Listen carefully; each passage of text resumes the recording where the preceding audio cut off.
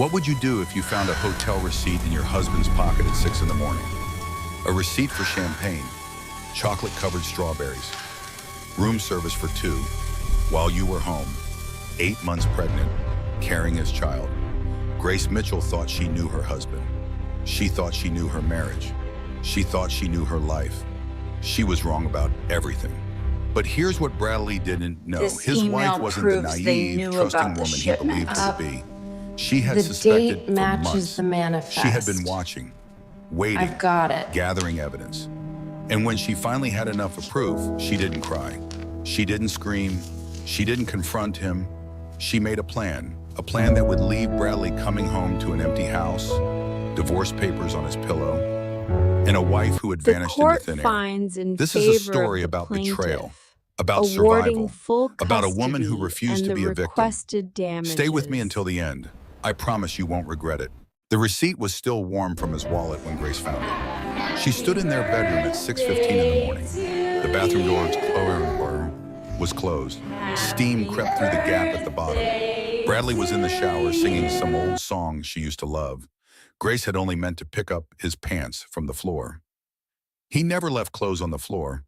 Bradley Mitchell was meticulous about everything. His suits hung in color-coordinated rows, his shoes lined up like soldiers, his ties organized by season. But last night he had dropped his pants in a heap by the bed, like he was in a hurry, like he had something on his mind. The receipt fell out when she lifted the fabric. The Grandview Hotel, room 417, room service for two, one bottle of champagne, chocolate-covered strawberries. The charge time read 11:47 in the evening. Grace stared at the thin slip of paper. Her fingers did not shake. Not yet. Bradley had texted her at 9 o'clock last night.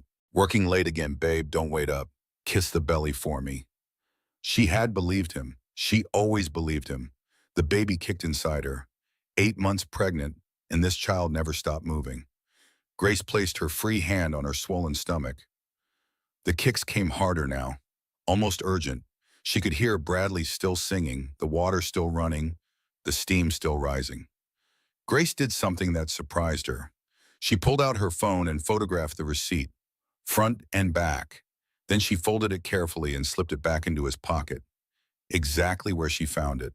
Her heart should have been racing. Her hands should have been trembling. But something cold had settled over her instead. Something quiet and watchful. She walked to his nightstand. His phone sat face down on the charger. She picked it up and typed in the passcode, their wedding anniversary. He never changed it. The home screen opened. She tapped the messages icon. The name at the top made her stomach clench. Danny P., a woman's name, a name she did not recognize. Grace opened the thread.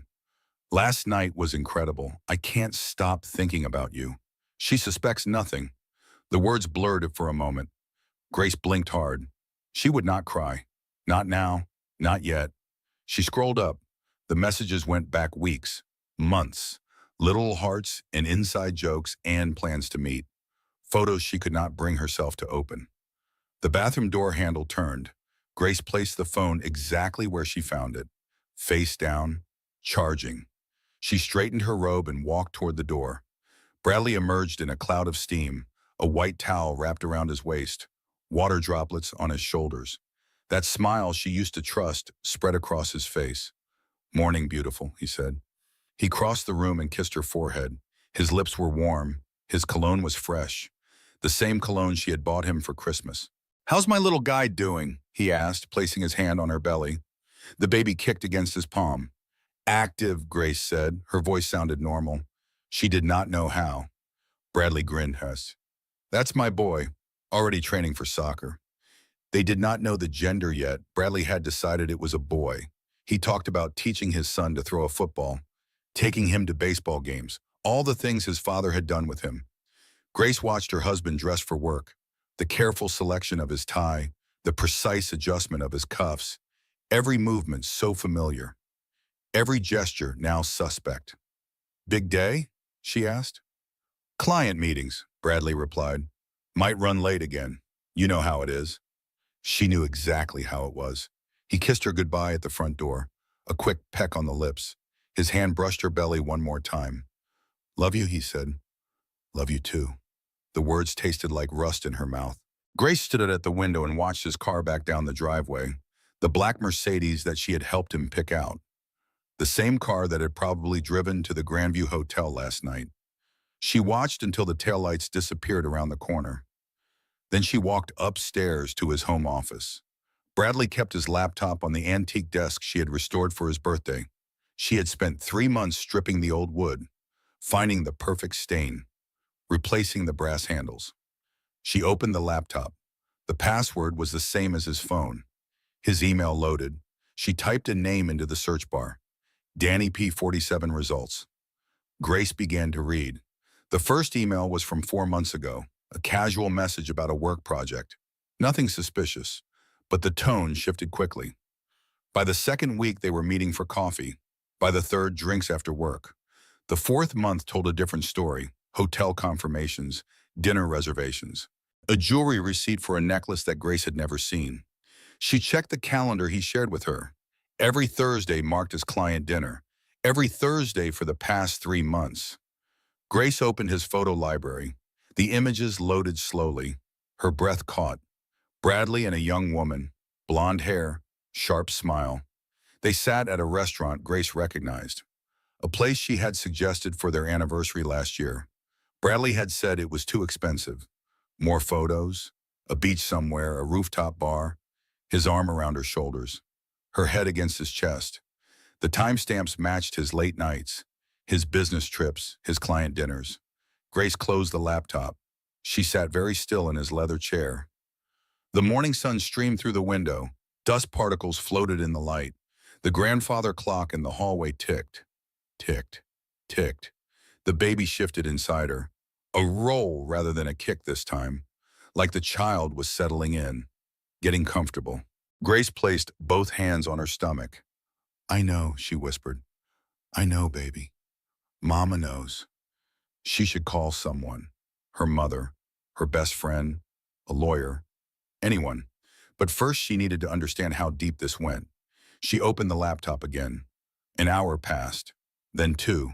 The sun moved across the floor. The house stayed silent. Grace found credit card statements Bradley had hidden in a folder labeled Tax Documents 2019.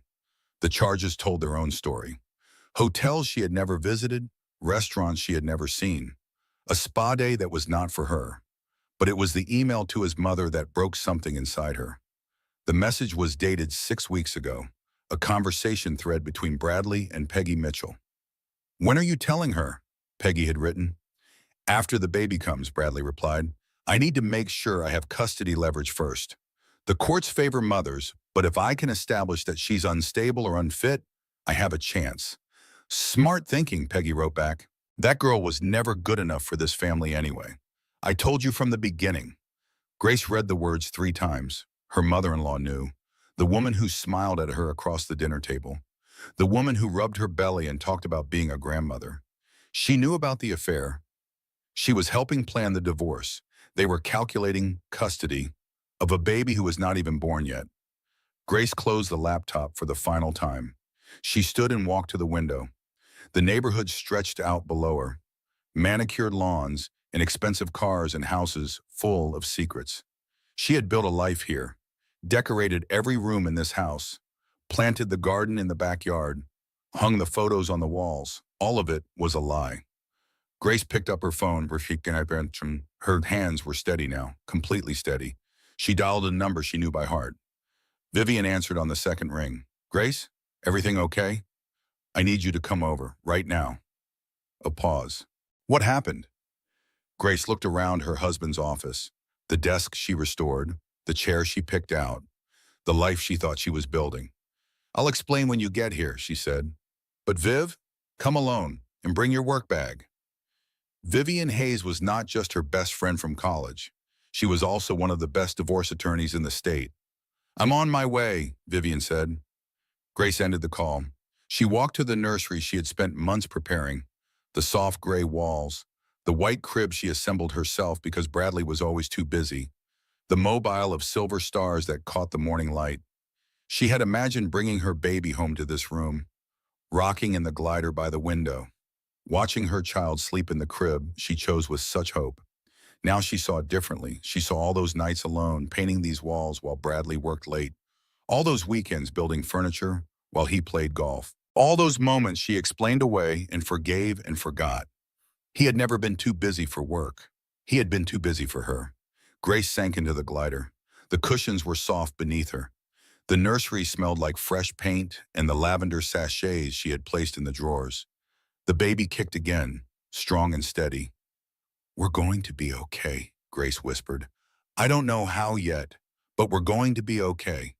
She rocked slowly in the chair, back and forth, back and forth. The grandfather clock chimed downstairs.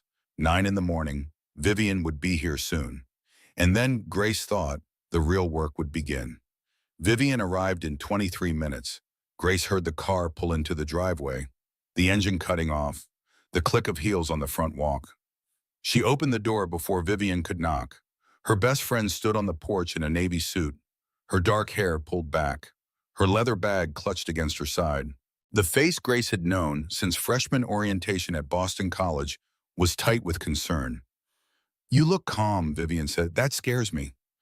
"Come inside." Grace led her to the kitchen. Sunlight poured through the windows she had picked out during the renovation. The marble countertops gleamed. The coffee maker hummed.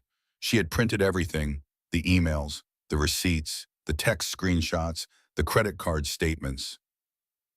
The conversation with Peggy, the stack sat on the kitchen island between them. Vivian picked up the first page. Her eyes moved quickly, lawyer eyes scanning for facts. "How long have you known?" she asked without looking up. "About an hour, maybe 2. "How did you find out?"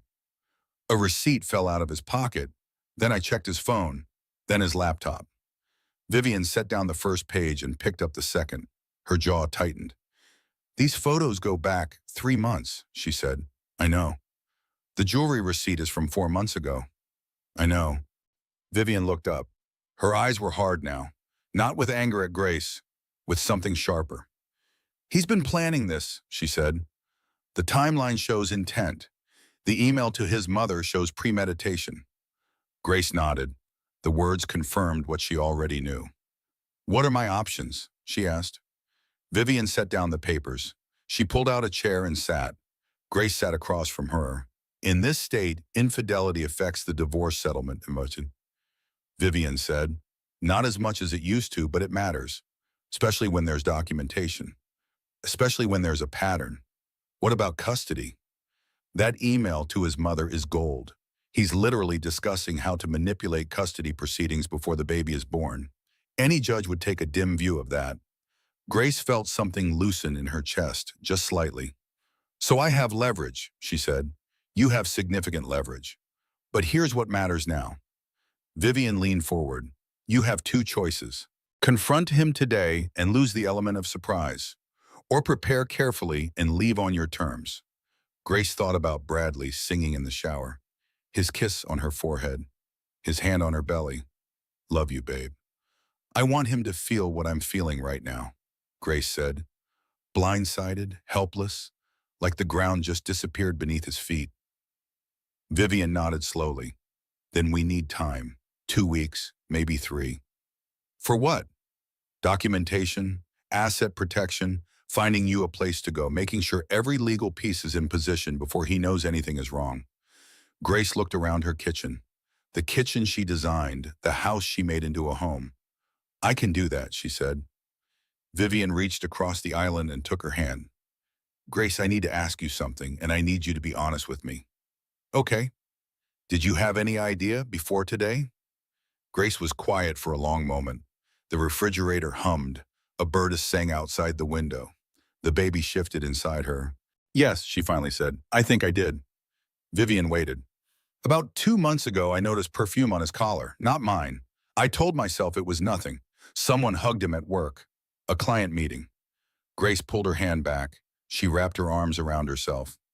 Then the late nights started getting later. His phone was always face down. He flinched when I touched him unexpectedly. Little things. Things I could explain away. "But you couldn't," Vivian said softly. "No, I couldn't." Grace met her friend's eyes. "I started paying attention, watching, noting when his stories didn't quite match. I just never had proof." Until today. Until today. Vivian sat back, a new expression crossed her face. Respect, Grace realized. Maybe even admiration. You've been preparing, Vivian said. Even if you didn't know you were preparing. I guess I have. Then let's make it official. Vivian opened her bag and pulled out a legal pad. Tell me everything. Every asset you know about. Every account. Every property. Every investment. They talked for 3 hours. Grace knew more than she realized. Years of marriage had given her access to information Bradley probably forgot she had. Account numbers glimpsed on statements, property documents filed in the home office, investment portfolios discussed at dinner parties. She told Vivian all of it. When they finished, Vivian had filled 12 pages with notes. This is good, she said, really good. He thinks you're oblivious. That's your greatest advantage. What do I do now? Go back to normal, act like nothing has changed. Let him think you're the same trusting wife he left this morning. Grace felt her stomach turn. The thought of pretending, of smiling at him across the dinner table, of lying next to him at night. I don't know if I can do that, she said. Vivian reached over and gripped her arm. You can, because the alternative is worse. If you confront him now, he'll lawyer up immediately. He'll hide assets. He'll start building a case against you.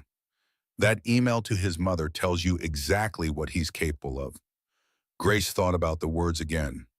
Custody leverage. Establish that she's unstable. He would really do that, she asked. Try to take my baby? He's already planning to do it. You just got to the information first. The baby kicked hard, right against Grace's ribs. Okay, Grace said, I can pretend. For 2 weeks. Good. Vivian stood and gathered the papers. I'm going to start the process on my end, quietly. Nothing filed yet, nothing official, just preparation. What about the affair? Do I need more evidence? What you have is solid, but more never hurts. Vivian paused at the kitchen door. If you can get into his phone again, screenshot everything, especially anything where he admits to the affair directly, or discusses hiding assets, or mentions custody strategy. Grace nodded. One more thing, Vivian said. Start thinking about where you want to go.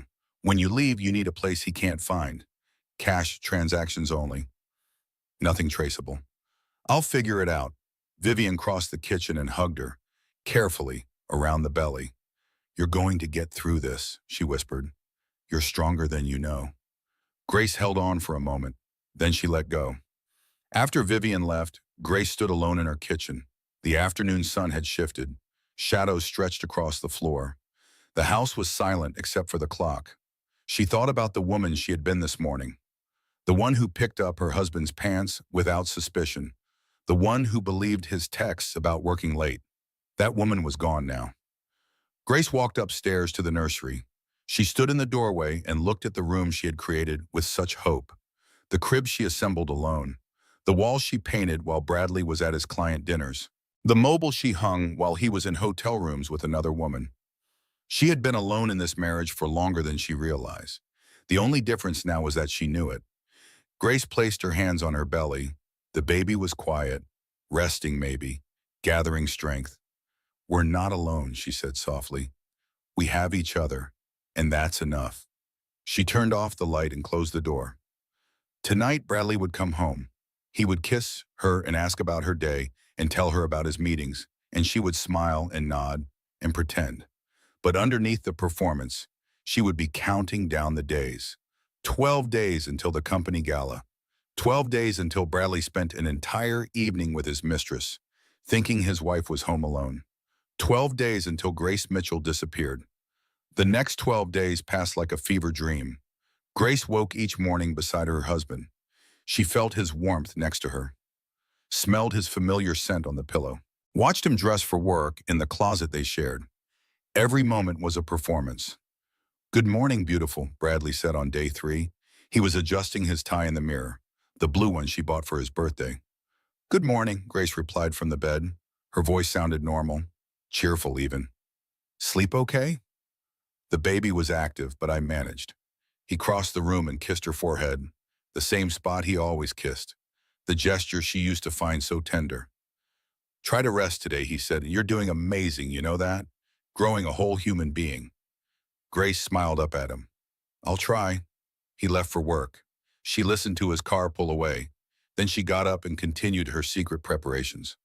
Each day brought new tasks, new boxes carefully packed when Bradley was gone, new arrangements made in quiet phone calls. Her mother Eleanor arrived on day 4. The nursery needs organizing, Grace had told Bradley. Mom's coming to help. He barely looked up from his laptop. Great, tell her I said hi. Eleanor knew everything.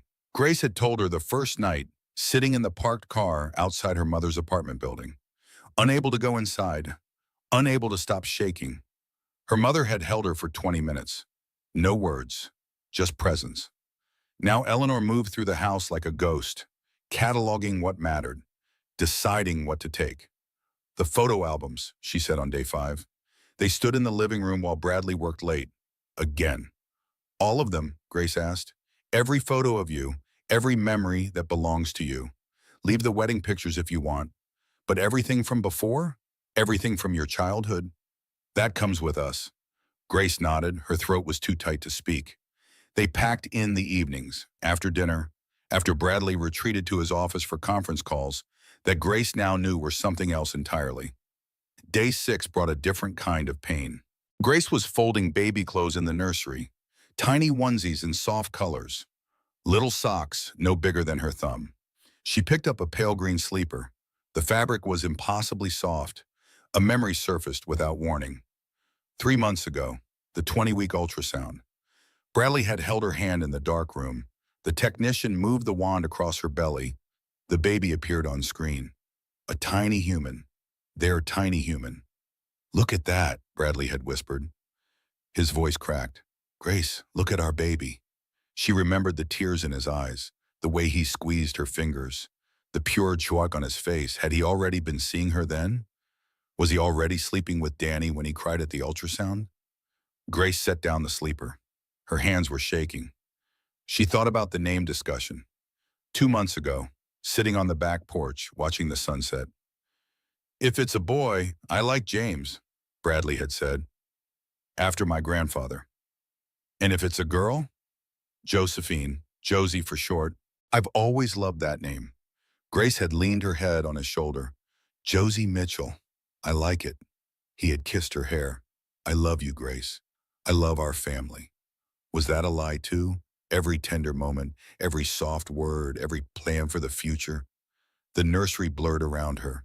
Grace gripped the edge of the changing table. God, I was so stupid. The signs were all there. The late nights that started right after she announced the pregnancy. The distance that grew as her belly did.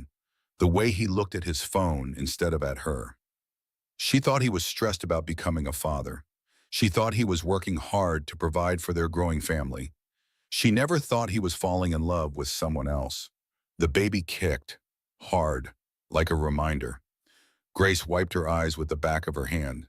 I know, she whispered. I'm okay. We're okay. She finished folding the clothes, packed them in a bunch that would go to the new apartment. Her baby would wear these same soft things, just in a different place. Day 8 was the hardest. Eleanor had gone to the store. Bradley was at work. Grace was alone in the house that no longer felt like home. She found herself in the dining room, standing at the head of the table. This was where they had Thanksgiving last year. Bradley's whole family crowded around. Peggy at the other end holding court. Grace had made the turkey, her first attempt. She was so nervous she woke at 5 in the morning to start cooking. Bradley had stood up before dessert. He raised his glass and smiled at her. To my wife, he had said, the woman who makes this house a home, the woman I want to spend the rest of my life with. Everyone drank. Peggy smiled that thin smile. Charlie caught Grace's eye and winked. The rest of my life, what a joke. Grace walked through the house like a visitor. Every room held a memory now poisoned. The living room where Bradley proposed. Down on one knee, tears in his eyes. I can't imagine my life without you. The kitchen where they danced at 2 in the morning after their honeymoon. No music, just holding each other. The bedroom where he first felt the baby kick. His face lit up like a child's, all of it tainted now. Every moment revealed as something less than what she believed. Grace stopped at the window seat in the hallway. her favorite spot in the house, the place she curled up to read on Sunday mornings. She sat down and looked out at the yard, the garden she planted, the tree they talked about hanging a swing from. The grief hit her then, not for Bradley, not for the marriage, for the woman she used to be, the woman who believed in happy endings, who trusted without question, who thought love was enough. That woman was dying, piece by piece, memory by memory. Grace sat in the window seat for a longer time. The afternoon light shifted, the shadows grew. Her mother found her there when she returned from the store. "Grace!" Eleanor's voice was gentle. "I'm mourning," Grace said. "Not him. Me. The me who believed all of this was real." Eleanor sat beside her. The window seat was small, but they fit. "That woman isn't dying," her mother said. "She's evolving. There's a difference, or so." Grace leaned her head on her mother's shoulder, the way she had as a child. "How do you know?" "Because I've been where you are. When your father left, I thought I would never be whole again. I thought the best parts of me had been lies." Grace looked up. Her mother rarely talked about the divorce. "What changed?" "Time, distance, and realizing that my love was real even if his wasn't. My hope was genuine even if his promises were empty." Eleanor squeezed her daughter's hand. "You weren't stupid for believing him. You were brave. You loved openly. That's nothing to be ashamed of." They sat together until the sun went down. That night, Bradley came home late again. He smelled like wine and something floral. "Client dinner ran long," he said, loosening his tie. "That's okay." Grace's voice was steady. "I saved you a plate." He kissed her cheek. "You're the best, babe. Seriously." She watched him eat leftover pasta at the kitchen counter. The man she married, the stranger wearing his face. 4 more days. 4 more days of this performance. Then she would be free. Day 9. Grace woke before dawn. The house was dark and silent. She lay in bed and listened to Bradley breathe. In and out, the rhythm of someone with nothing on his conscience. How did he do it? How did he lie so easily? She remembered the early years, how attentive he was, how he remembered at every detail. Her favorite flowers, the way she took her coffee, the exact shade of lipstick she wore on their first date. That Bradley felt like a different person now, a character he played to win her. The baby shifted, a slow roll from one side to the other. Grace placed her hand on her belly. "Good morning, little one." She had started talking to the baby more these past days, telling stories, making plans, creating a bond that had nothing to do with Bradley. This child would know what real love looked like. Grace slipped out of bed and went downstairs. The kitchen was cool and quiet. She made tea and sat at the island where she and Vivian had mapped out her escape. 3 more days. The gala was on Saturday. Bradley had already told her not to wait up. "These things run late. Don't want you exhausted in your condition." So considerate, so thoughtful, so completely full of lies. Grace reviewed her checklist in her head. The apartment was ready, keys in her purse, first and last month paid in cash through a friend of Eleanor's, no paper trail. The moving truck was scheduled for Saturday at 7 in the evening. Bradley would be gone by 6, everything in place, everything ready. Now she just had to survive 3 more days of pretending. Bradley came downstairs at 7, dressed for work, smiling that familiar smile. "You're up early," he said. "Couldn't sleep." The baby was restless. "Poor thing," he'd poured himself coffee. "Both of you, my girls need rest." "My girls." He said it so casually, like they belonged to him. Grace sipped her tea. "I was thinking about the nursery." "Yeah?"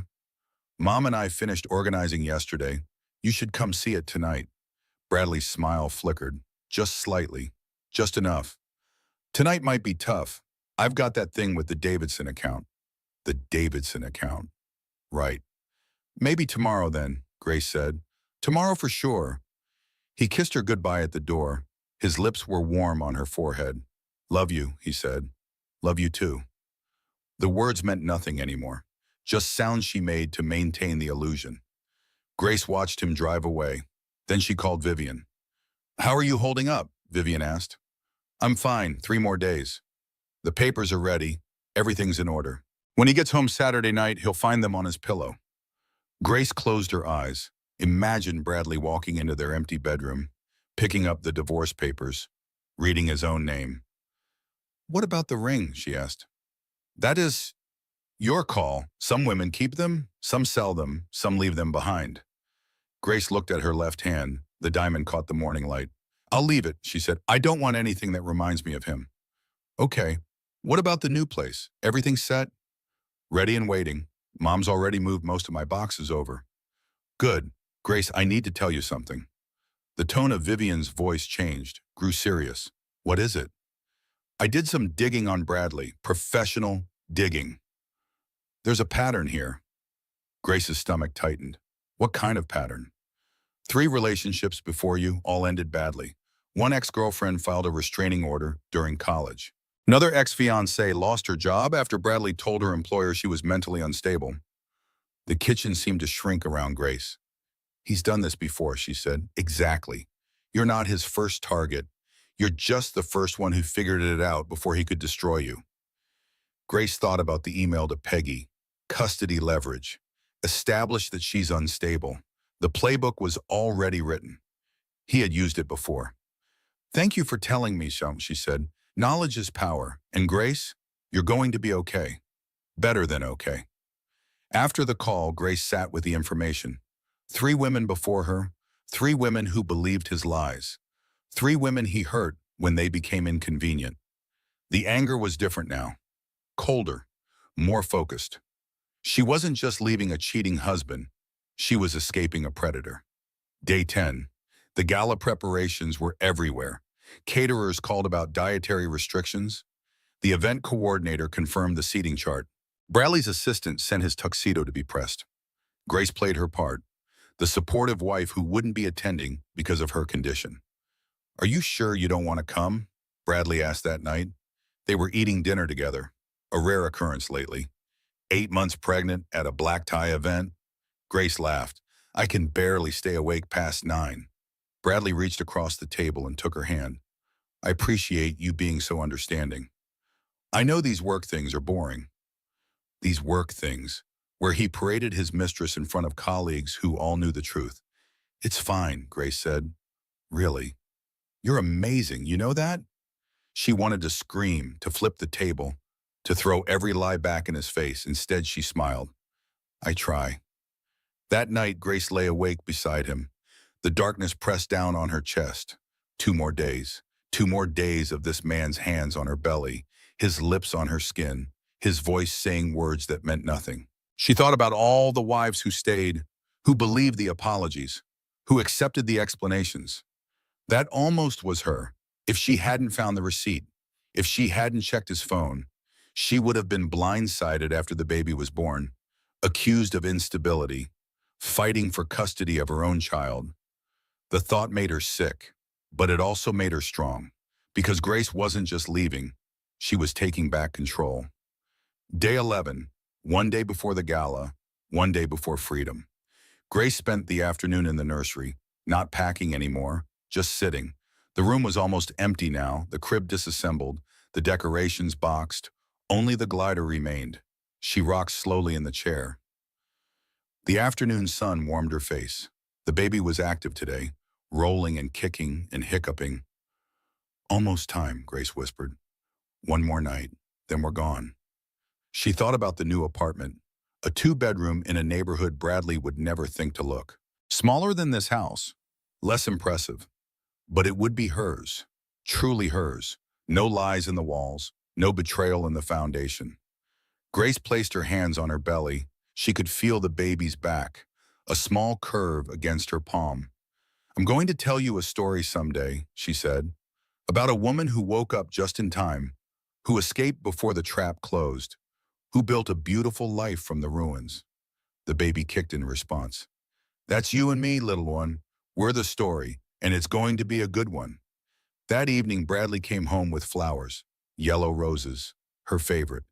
What's this for? Grace asked, taking the bouquet. Do I need a reason to bring my wife flowers? Guilt. The answer was always guilt. Thank you, she said. They're beautiful. She put them in water. They would be dead by the time he found the divorce papers. The final night, Grace lay awake in the darkness. Bradley slept beside her, oblivious.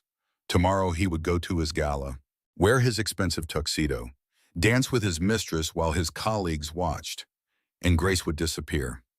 She thought about the woman who had walked down the aisle 3 years ago, so full of hope, so certain she had found her forever.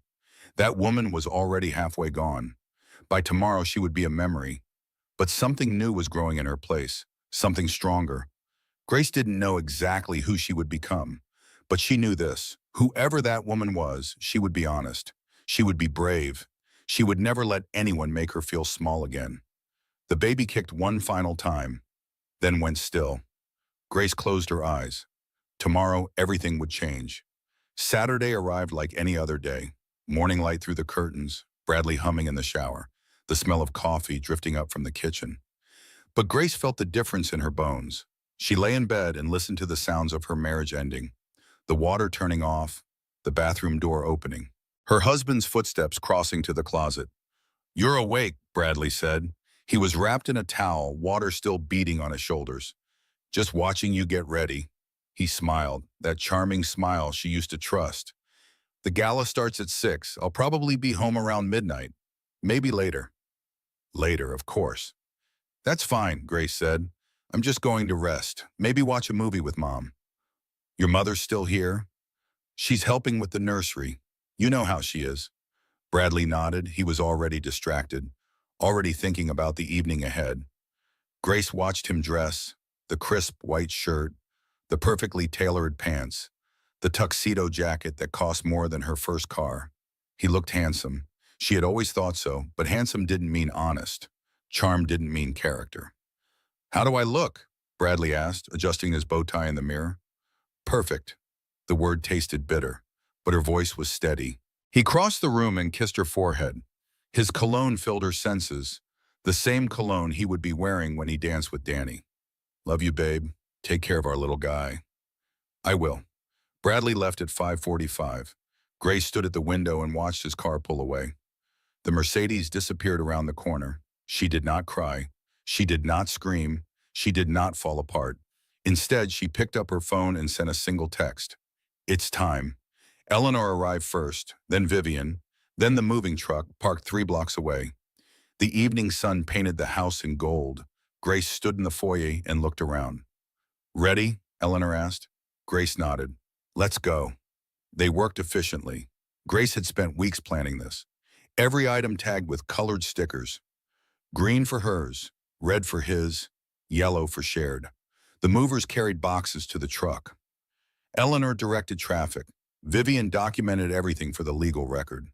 Grace moved through the house like a surgeon. Precise, methodical, no room for emotion. The living room emptied first.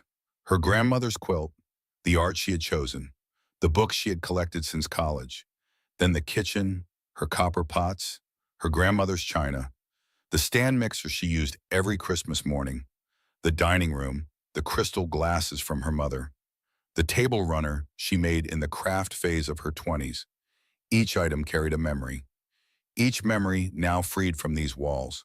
The nursery took longest. Grace stood in the doorway, hand on her belly. The room was almost bare. Just the glider remained, waiting to be loaded. "We'll make a new room," Eleanor said softly. "A better one, just for you and this little one." Grace nodded. Her throat was too tight for words. They carried the glider down the stairs together. The movers loaded it into the truck. The house was half empty now. Bradley's things remained. His golf clubs, his vinyl collection, his expensive suits. Grace walked through one final time. The living room where they watched movies on Sunday nights. The kitchen where he told her he wanted a big family. The bedroom where they made love after their wedding. All of it was ending. Right here. Right now. She climbed the stairs to their bedroom. The room she would never sleep in again. The divorce papers sat in her bag. She had carried them for 3 days, waiting for this moment. Grace placed them on Bradley's pillow. The document was thick. Vivian had been thorough. Then she removed her wedding ring. The diamond caught the last of the evening light. A small rainbow danced across the wall. She set the ring on top of the papers. It looked so small there. 3 years of her life reduced to a circle of metal and stone. Grace stood over the bed, the sheets she had chosen, the pillows she fluffed each morning. The comforter she washed with lavender detergent. Goodbye, she whispered. She walked downstairs without looking back. Eleanor was waiting by the door. The house was empty, except for Bradley's things. Everything's loaded, her mother said. We just need you. Grace nodded. She looked around the foyer one last time. The entryway where Bradley had carried her over the threshold. The hook where she hung her keys. The mirror where she checked her reflection before their dates.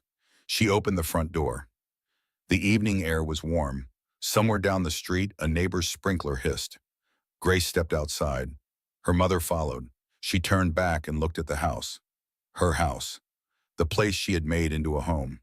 Then she closed the door, locked it with her key, and slipped the key through the mail slot. It clattered against the floor inside. Metal on wood. The sound of a marriage ending. Grace walked to her mother's car. She climbed into the passenger seat. The baby shifted inside her, settling into a new position. You okay? Eleanor asked. I will be. They pulled away from the curb. The house grew smaller in the mirror.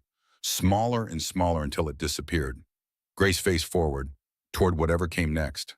The drive to the new apartment took 20 minutes. They crossed into a different neighborhood.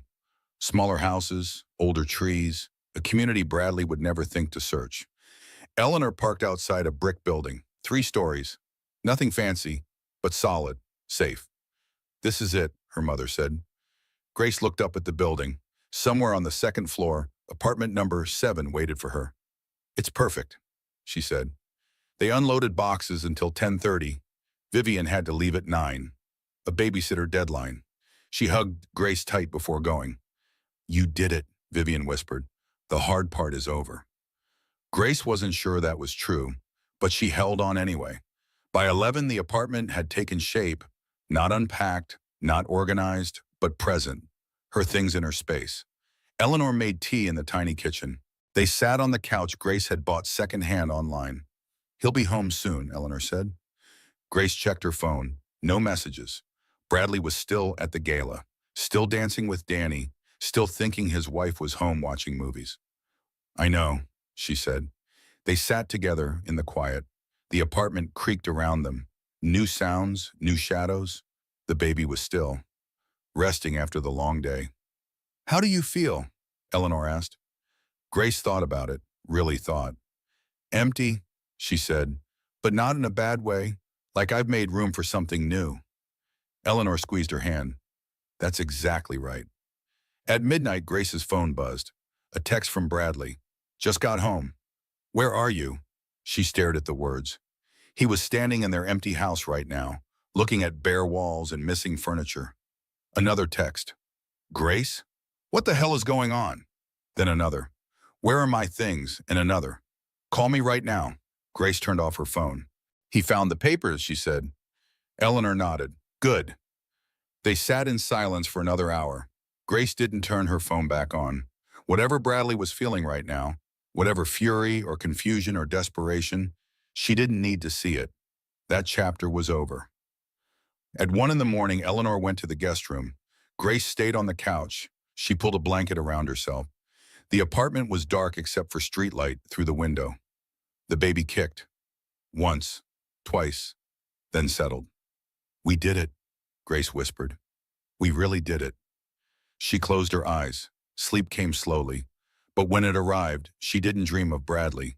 She dreamed of open doors, wide horizons, a future she couldn't see yet, but somehow knew was there. Bradley's texts filled her voicemail over the next 3 days. The first night was confusion. What happened? Where are you? Is this some kind of joke? The second night was anger. How dare you? After everything I've done, you ungrateful woman. The third night was bargaining. Let's talk. Whatever this is, we can work it out. Think about the baby. Grace listened to each message once. Then she deleted them. Vivian called on day 2. He contacted my office, she said, demanded to know where you are. What did you tell him? Nothing. Attorney-client privilege. Plus, he was rude to my assistant, so now I really enjoy saying no. Despite everything, Grace smiled. Has he figured out that you're my lawyer? He's figured out enough. I got a very aggressive email from his attorney this morning. A guy named Peterson. All bluster, no substance. What's Bradley claiming? Abandonment, mental instability, the usual playbook. Vivian paused. But Grace, here's the thing. His claims don't hold water. You didn't abandon the marriage. You escaped documented abuse and infidelity.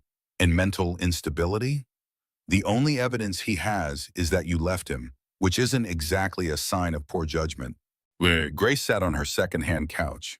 The afternoon sun warmed her face. What happens next? He'll respond to the divorce petition. There will be negotiations, maybe mediation, definitely some posturing from his side. And the baby? Custody won't be decided until after birth. But Grace, you have a very strong position. The documentation you gathered, the emails showing premeditation, the pattern of behavior from previous relationships.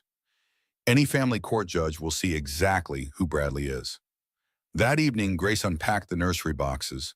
The new room was smaller than the one she left behind, but the light was good, soft and warm from a window facing east. She assembled the crib herself, the same crib from the other house, now standing in a new place. A fresh start for old pieces. The baby was active tonight, rolling and kicking like there was somewhere to be. Soon, Grace said, rubbing her belly. Just a few more weeks, then I get to meet you. She hung the mobile of silver stars. They caught the light and scattered tiny rainbows across the walls. Better, she thought, already better. On day 4, Bradley escalated. Grace received a letter from his attorney. Not Vivian's office, her home address. Someone had found the apartment. She opened the envelope with shaking hands. The letter accused her of theft, of fraud, of abandonment of the marital home. It demanded the return of property and full disclosure of her whereabouts. But that wasn't the worst part. Attached to the letter was a motion for emergency custody. Bradley was petitioning the court to grant him guardianship of the unborn child. The grounds: mental instability, paranoid behavior, flight from a stable home environment. Grace read the words 3 times. He's trying to take my baby. She called Vivian immediately. I just got it too, Vivian said. Grace, listen to me. This is a scare tactic, nothing more. He's claiming I'm mentally unstable. And we have documentation proving he planned to make exactly that claim months ago. His own words in his own email. Any judge will see through this. But what if they don't? They will, I promise you they will. Grace sat on the bathroom floor after the call. The tiles were cold against her legs. The fluorescent light buzzed overhead. She wrapped her arms around her belly and tried to breathe. This was what he wanted, to scare her, to make her doubt herself, to drive her back into his control. It was working. The tears came then. Finally, after weeks of holding everything together, she cried for the woman she had been, the marriage she had lost, the future she had imagined. She cried for the baby inside her. Who deserves so much better than this chaos? She cried until there was nothing left. Then she dried her eyes, washed her face, looked at herself in the mirror. The woman staring back was tired, red-eyed, 8 months pregnant, but she was still standing. That night, Grace couldn't sleep. She sat by the window in her bedroom. The street below was empty. 3 in the morning. The baby was quiet now, finally resting. Grace pulled out her phone. She had kept it off for days, but now she needed to hear a voice. She called Eleanor. Her mother answered on the first ring. Grace, what's wrong? I don't know if I can do this, Mom. A long pause. What do you need? I need to know it's going to be okay. I need someone to tell me I'm not crazy. I need... Her voice broke. I need to not feel so alone. You're not alone. I'm coming over right now. Mom, it's 3 in the morning. I don't care. I'll be there in 20 minutes. True to her word, Eleanor arrived at 3:22. She didn't ask questions. She just sat beside Grace on the couch and held her hand. They stayed like that until the sun came up. He's trying to take my baby, Grace finally said. He's trying, Eleanor agreed, but he won't succeed. How do you know? Because you have truth on your side, evidence, good people fighting for you, and most importantly, Eleanor turned to face her daughter. You have yourself, the woman who saw through his lies, the woman who planned her escape, the woman who walked out of that house with her head held high. Grace wiped her eyes. I don't feel strong. Strength doesn't mean not feeling. It means feeling everything and still getting up the next morning. The baby kicked, hard, right against Grace's ribs. See, Eleanor said, even that little one is cheering you on. Grace laughed, a small sound, but real. I'm scared, she admitted. Good. Fear keeps you sharp. Fear keeps you ready. Eleanor squeezed her hand. But don't let it paralyze you. Don't let him win that way. What if the judge believes him? Then we appeal. Then we fight harder. Then we find another way. Eleanor's voice was firm. But Grace, that's not going to happen. Vivian is one of the best family lawyers in this state. She's seen Bradley's type 100 times. She knows exactly how to handle this. Grace nodded. She wanted to believe it. She needed to. The hearing is in 1 week, she said. Then we have 1 week to prepare, starting right now. Eleanor stood and walked to the kitchen. Sounds of coffee being made drifted through the apartment. Grace stayed on the couch. The morning light was growing stronger. She placed her hands on her belly. The baby shifted, settled. We're going to be okay, she whispered. I don't know how yet, but we're going to be okay. It was the same thing she had said in the nursery of her old house, a lifetime ago, but this time, she almost believed it. The week before the hearing was the longest of Grace's life. Each day brought new attacks. Bradley's lawyer sent letter after letter, accusations of hiding assets, demands for financial disclosure, threats of criminal charges. Vivian handled everything.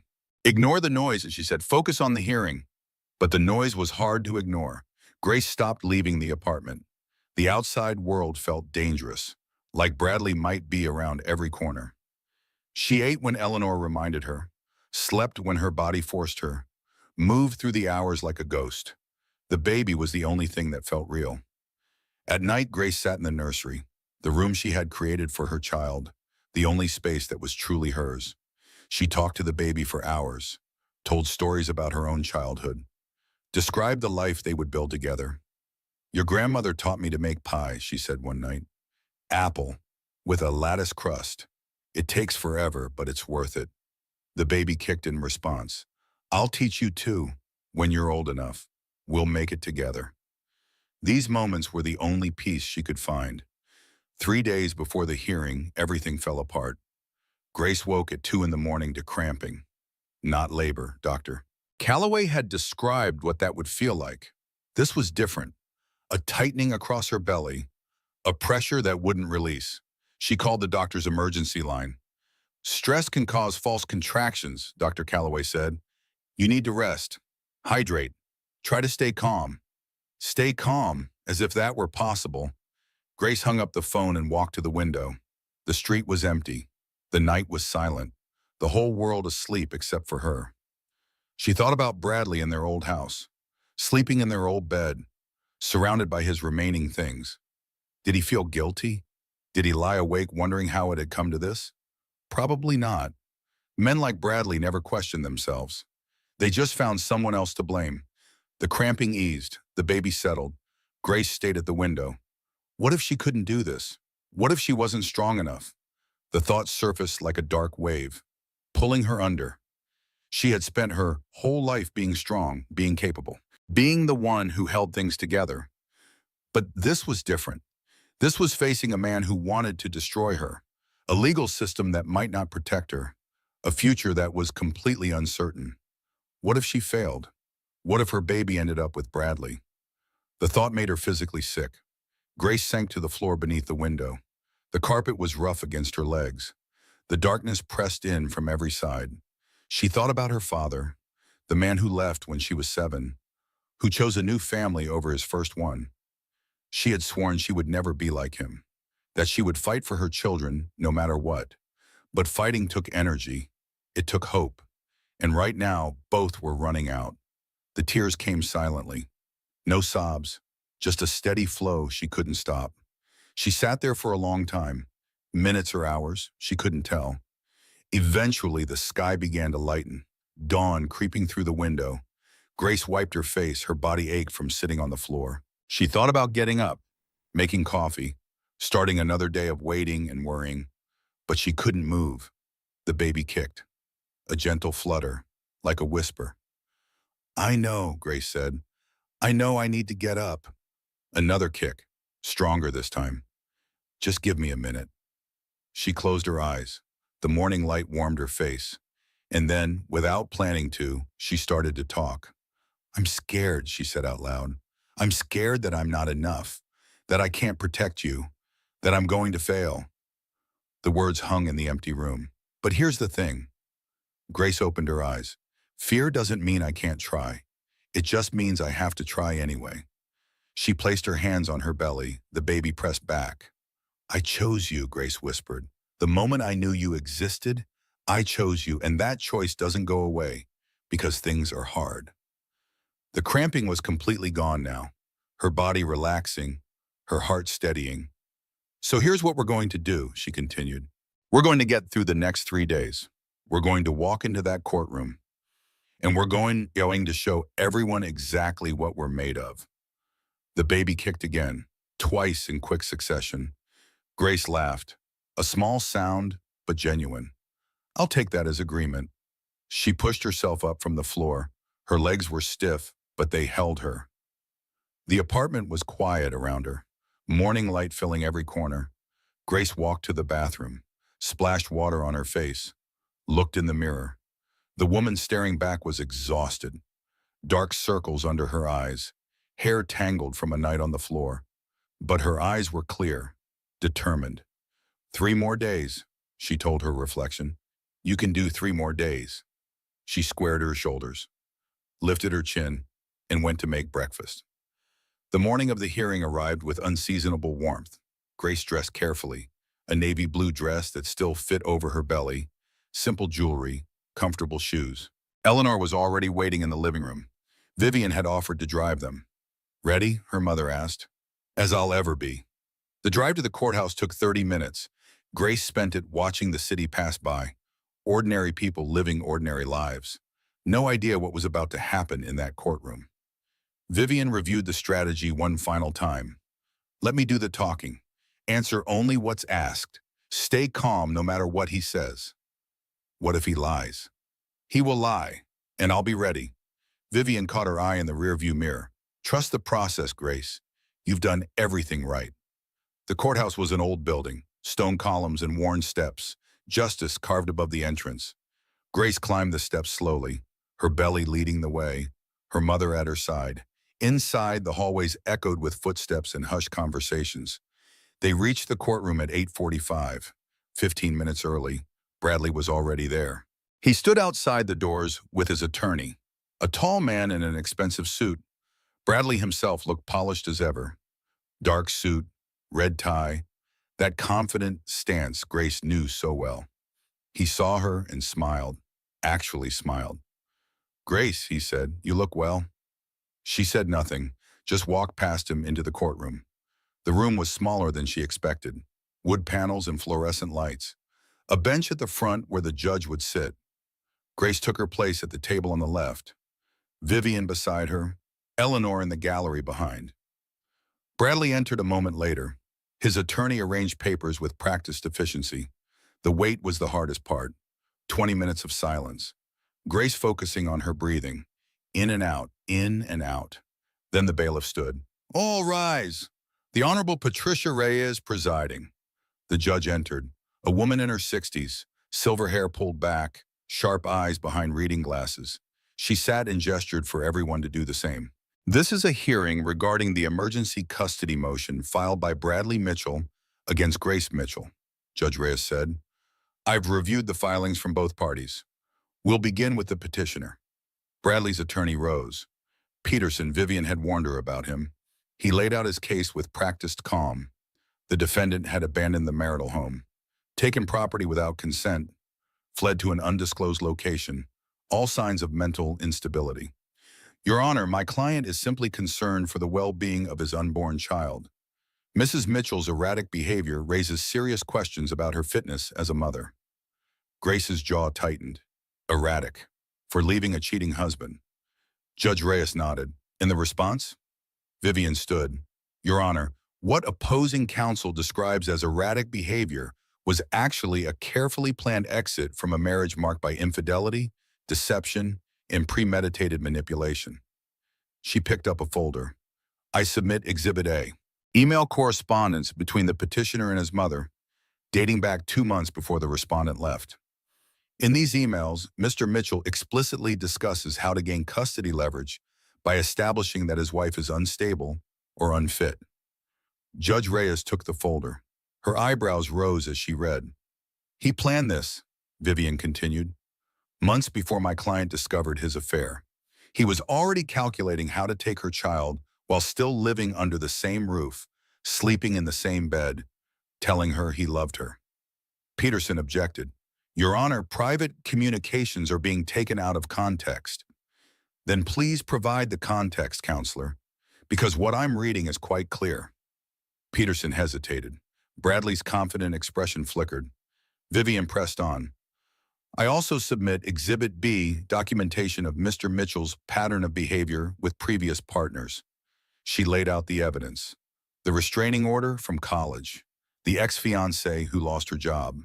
The trail of women Bradley had targeted and discarded. My client is not an erratic woman having a breakdown, Vivian said.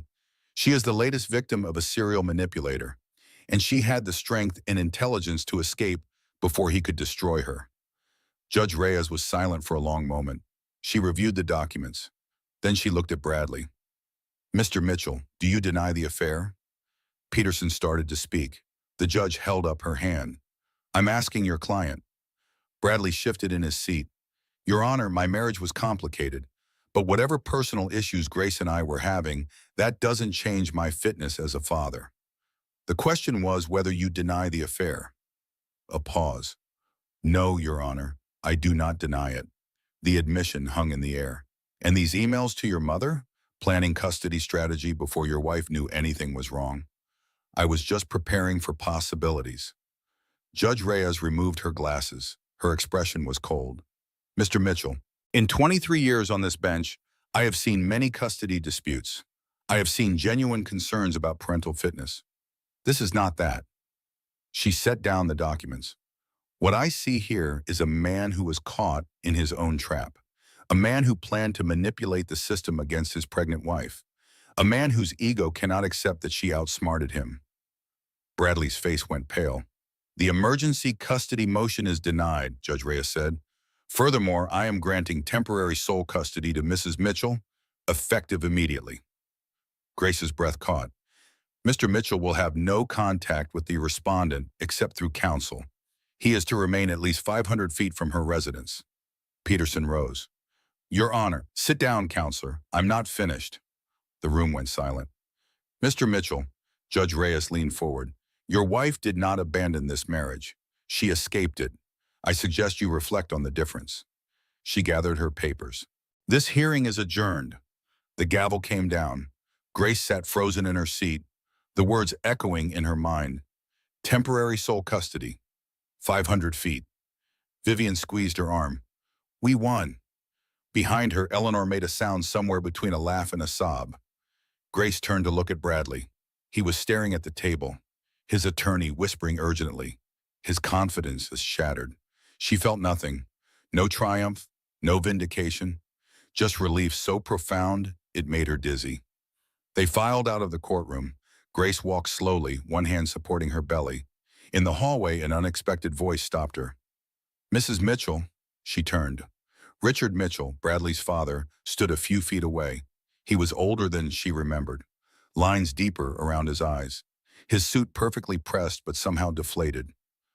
Mr. Mitchell, Grace said carefully. I didn't know. His voice was quiet. About the emails, about his plans. I should have paid more attention. Grace said nothing. I'm sorry, Richard continued, for what he put you through, for what my wife apparently knew and helped hide. It was the last thing that she expected, an apology, from Bradley's own father. Thank you, she said finally. He nodded, then he walked away. Eleanor appeared at her side. What did he want? To apologize. Eleanor watched Richard disappear around a corner. At least someone in that family has some decency. They stepped outside into the warm morning sun. Grace tilted her face toward the sky. The light was brilliant after the fluorescent gloom of the courtroom. It was over. Not completely. There would be more hearings, more negotiations. the divorce itself still to finalize. But the immediate threat was gone. Her baby was safe.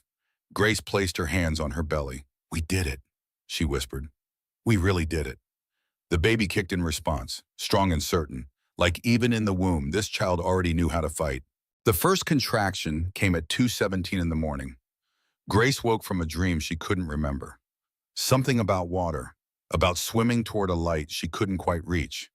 Then the pain hit. It started low in her back, a tightening that wrapped around her belly like a fist, different from the false contractions she had felt before. This was deeper, more insistent, more real. She lay very still in the darkness, waiting. The contraction released. Grace exhaled slowly. Maybe it was nothing. Maybe her body was playing tricks again. But 7 minutes later, another one came. This time there was no doubt. Grace reached for her phone on the nightstand. The screen glowed in the darkness. She called Eleanor first. Her mother answered on the second ring.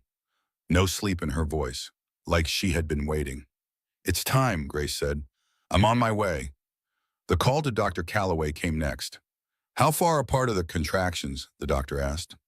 7 minutes, maybe 8. "Any water breaking?" "Not yet." "Meet me at the hospital. Take your time getting there. First babies usually take a while." Grace ended the call and sat up slowly. The apartment was quiet around her.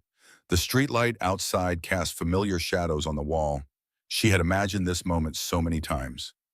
In the old house, she had pictured Bradley beside her, holding her hand, driving her to the hospital, being there when their child entered the world. That fantasy was gone now, but she wasn't alone. Grace stood and walked to the bathroom. Another contraction came as she reached the door. She gripped the frame and breathed through it. In, out, in, out. The pain released. She continued to the mirror. The woman looking back was pale, dark circles under her eyes, hair tangled from sleep. But her eyes were clear, determined. "Okay, baby," she said softly, placing her hands on her belly. "Let's do this." She had packed her hospital bag weeks ago. It sat by the front door waiting. Inside were the practical things: comfortable clothes, toiletries, the outfit she had chosen to bring her daughter home in. But there were other things too. A photo of her grandmother who had died before Grace could tell her about the pregnancy. A small blanket Eleanor had crocheted during those long nights of planning the escape. A journal where Grace had written letters to her unborn child throughout the pregnancy. These were the things that mattered, the connections that would carry her through. Eleanor arrived at 3:15. She let herself in with the key Grace had given her. "How are you doing?" she asked, setting down her own bag. "Contractions are 6 minutes apart now. Getting stronger." "Then we should go." The drive to the hospital took 20 minutes. The streets were empty at this hour, traffic lights blinking yellow in the darkness. Grace sat in the passenger seat and watched the city pass by, closed shops and dark windows. A world asleep while her body did its work. Another contraction came. She gripped the door handle and focused on breathing. "Almost there," Eleanor said. The hospital appeared ahead. Bright lights against the dark sky, a place where lives began and ended every day. They parked in the emergency lot and made their way inside. The maternity ward was on the 4th floor. A nurse named Patricia met them at the elevator. "Grace Mitchell?" she asked, checking her clipboard. "That's me." "Dr. Calloway is on her way. Let's get you settled." The labor room was small but private, a bed in the center, monitors along one wall, a window that looked out over the parking lot. Grace changed into the hospital gown and climbed onto the bed. The sheets were stiff and cold. Patricia attached monitors to her belly. The baby's heartbeat filled the room, steady and strong. 142 beats per minute, Patricia said. "Perfect." Dr. Calloway arrived at 4:30. She checked Grace's progress and smiled. "You're at 4 centimeters, moving along nicely, but we have a ways to go yet." "How long?" "Hard to say. First babies are unpredictable. Could be 6 hours, could be 12, could be more." It was more. The morning passed in waves of pain and rest, each contraction stronger than the last, each break shorter than the one before. Eleanor stayed by her side, holding her hand, wiping her forehead with cool cloths, speaking words of encouragement that Grace barely heard. By noon, she was at 6 centimeters. By 3 in the afternoon, 7. The pain had become everything. There was no room for thought, no room for fear, just the relentless work of bringing her child into the world. Vivian stopped by during her lunch break. She stood at the foot of the bed, looking slightly uncomfortable. "You're doing amazing," she said. "I'll be back tonight." Grace nodded. Speaking took too much energy. The afternoon stretched into evening. The light through the window shifted from gold to orange to purple. At 6 o'clock, Grace's water broke. The sensation was strange, a release of pressure she hadn't known she was carrying. "Good," Calloway said. "Things should move faster now." She was right. The contractions came harder, closer together. Grace lost track of time, lost track of everything except the rhythm of pain and release. At 8 o'clock, Dr. Calloway checked her again. 10 centimeters, you're ready to push." Grace had read about this moment, had watched videos, had tried to prepare herself. Nothing prepared her for the reality. Pushing was the hardest physical work she had ever done. Every muscle in her body engaged. Every breath focused on this single purpose.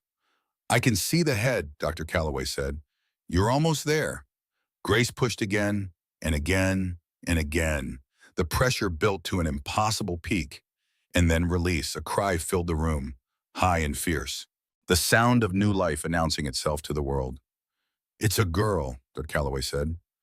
Grace knew that already. She had always known. The doctor placed the baby on Grace's chest, a tiny, wrinkled human, red-faced and screaming and absolutely perfect. Grace looked down at her daughter for the first time. The baby's eyes were closed, her fists clenched, her mouth open in protest at this cold, bright world she had entered. But she was here. She was alive. She was real. "Hello," Grace whispered. "Hello, baby girl." The crying softened. The baby's eyes opened, dark and unfocused, but somehow finding Grace's face. "Josephine Eleanor," Grace said. "Josie, I've been waiting so long to meet you." Eleanor was crying. Grace could hear her somewhere behind the monitors. The nurses bustled around, doing whatever nurses do after a birth. But Grace saw only her daughter, this small person she had carried for 9 months, who had kicked inside her during the darkest nights, who had been with her through the discovery and the planning and the escape and the court battles. "We made it," Grace whispered. "Both of us. We made it through." The first night in the hospital was the longest of Grace's life. Not because of pain, the physical recovery was manageable. Dr. Calloway had been careful. The delivery had gone smoothly. No, the length came from something else. The constant waking to feed Josie, every 2 hours like clockwork. The baby's cries cutting through whatever fragment of sleep Grace had managed to find. But Grace didn't mind. She sat in the hospital bed, her daughter cradled against her chest, and watched the night pass outside the window. At 3 in the morning, the city was quiet, just the occasional car on the street below, the distant wail of an ambulance, the hum of the hospital machinery. Josie nursed contentedly, her tiny hand pressed against Grace's skin. "Your grandmother is sleeping in the chair over there," Grace said softly. "She's exhausted. She's been taking care of me for months." The baby made a small sound, not quite a coo, just an acknowledgement. "And your Aunt Vivian will be back tomorrow. She's the one who helped us get free. You'll like her. She's fierce." Grace stroked her daughter's cheek. So soft, so impossibly soft. "I'm going to tell you about your father someday. When you're old enough to understand, I'll tell you the truth, but I won't make you hate him. That's not my choice to make." Josie's eyes drifted closed. The nursing slowed. "But here's what I want you to know right now. You are wanted. You are loved. And you will never, ever doubt your worth." The baby slept. Grace held her for a long time, just watching. The first week at home was a blur. Sleep came in fragments. Meals were whatever Eleanor put in front of her. Showers were brief luxuries snatched between feedings. But slowly a rhythm emerged. Wake with Josie. Feed. Change. Rock her back to sleep. Rest whenever she rested. Eleanor was there for all of it. Cooking meals that appeared without being asked for. Doing laundry that multiplied impossibly. Taking the night shifts when Grace's exhaustion became dangerous. "You're spoiling me," Grace said one afternoon. They were sitting on the couch, Josie asleep between them. That's what mothers are for, Eleanor replied. Besides, I missed this part with you. Your father left when you were 3 months old. I did everything alone after that. Grace looked at her mother, really looked. The lines around her eyes, the gray in her hair, the strength that had carried them both through impossible times. I never thanked you properly, Grace said. For what? For everything. For being there when I found out. For helping me plan. For holding my hand through all of it. Eleanor reached over and squeezed her daughter's hand. You would have done the same for me. That's how this works. We hold each other up. On day 10, Josie had her first pediatrician appointment. Dr. Marcus was a small woman with kind eyes and a gentle voice. She examined Josie thoroughly while Grace watched anxiously. Perfect, Dr. Marcus declared. Absolutely perfect. Weight gain is excellent. Reflexes are strong. This is a healthy baby. The words released something in Grace's chest, a worry she hadn't known she was carrying. Her daughter was healthy. Her daughter was thriving. Whatever else happened, she had done this one thing right. That night, after Eleanor went to bed, Grace sat in the nursery alone. The room had come together beautifully, different from the one she had left behind, but better in some ways. The walls were a soft sage green. The crib stood beneath the window. The mobile of silver stars caught the street light and scattered tiny rainbows across the ceiling. Grace rocked slowly in the chair. Josie slept in her arms, warm and heavy. I want to tell you something, Grace whispered. Something I've been thinking about. The baby didn't stir. When I found out about your father, I was terrified. Not just about the betrayal, about you, about bringing you into a broken situation. Grace paused. The words were hard to say even now. For one moment, one terrible moment, I wondered if I could do this alone, if it would be fair to you, to have a mother who was struggling, to grow up without a father who loved you. The memory still hurt, that moment of doubt, that flash of despair. But then you kicked, right when I was at my lowest. Like you were reminding me you were there. Like you were saying, don't give up on us, Mom. Grace wiped her eyes with her free hand. I'm not giving up. I'm never giving up. Whatever comes next, we face it together. That's the deal. Josie shifted in her sleep. A small sigh, then stillness again. Grace held her daughter close and rocked until the first light of dawn crept through the window. The supervised visitation with Bradley began when Josie was 6 weeks old. The meeting took place at a family services center downtown, a neutral location, a social worker present to observe and document. Grace arrived 15 minutes early. She sat in the waiting room with Josie and her carrier, trying to calm her racing heart. She hadn't seen Bradley since the courtroom, hadn't spoken to him, hadn't responded to his messages. Now she would have to watch him hold their daughter. The door opened. Bradley walked in. He looked different, thinner than she remembered. The confidence that used to radiate from him had dimmed. His suit was expensive as always, but it hung on him differently, like it belonged to someone else. Grace, he said. Bradley. He looked down at the carrier, at the baby sleeping inside. She's beautiful, he said. His voice cracked slightly. Grace said nothing. The social worker, a middle-aged woman named Dorothy, led them to a small room with soft couches and bright toys. Mr. Mitchell, you'll have 2 hours with your daughter. Mrs. Mitchell will remain present, as will I. You may hold the baby, feed her if necessary, and interact as you see fit. Any questions? Bradley shook his head. Grace lifted Josie from the carrier and held her out. Bradley took his daughter awkwardly, his hands uncertain, his arms stiff.